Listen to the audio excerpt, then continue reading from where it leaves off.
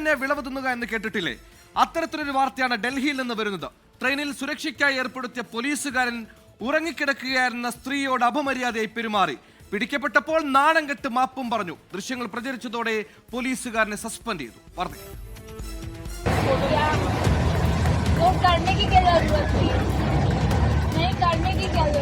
സ്ത്രീകൾക്കെതിരെയുള്ള ആക്രമണങ്ങൾ തുടർക്കഥയാകുന്ന കാലത്താണ് വേലി തന്നെ വിളവ് തിന്നാൻ ശ്രമിക്കുന്ന വാർത്ത വരുന്നത്. ഈ മാപ്പപേക്ഷ പിടിക്കപ്പെട്ടപ്പോൾ തലയൂരാനുള്ള വെറും അഭിനയം മാത്രം. സംഭവം ഇങ്ങനെ: ഡൽഹിയിൽ നിന്ന് പ്രയാഗ്രാജിലേക്കുള്ള ട്രെയിനിലാണ് സംഭവം. ഇവിടെ യാത്രക്കാരുടെ സുരക്ഷയ്ക്കായി ചുമതലപ്പെടുത്തിയ പോലീസ് ഉദ്യോഗസ്ഥനാണ് വില്ലൻ. രാത്രിയിൽ ട്രെയിനിൽ ഉറങ്ങിക്കിടക്കുകയായിരുന്ന യുവതിയെ ഇയാൾ സ്പർശിച്ചു. പെട്ടെന്ന് ഉറക്കത്തിൽ നിന്നെഴുന്നേറ്റ യുവതി ഉടൻ പ്രതികരിച്ചു. എന്തിനാണ് നിങ്ങൾ ഇങ്ങനെ ചെയ്തത്? ആളുകളുടെ സുരക്ഷയ്ക്കല്ലേ നിങ്ങളെ നിയോഗിച്ചത്? യുവതി ഉദ്യോഗസ്ഥരോട് രൂക്ഷ ഭാഷയിൽ പ്രതികരിച്ചു.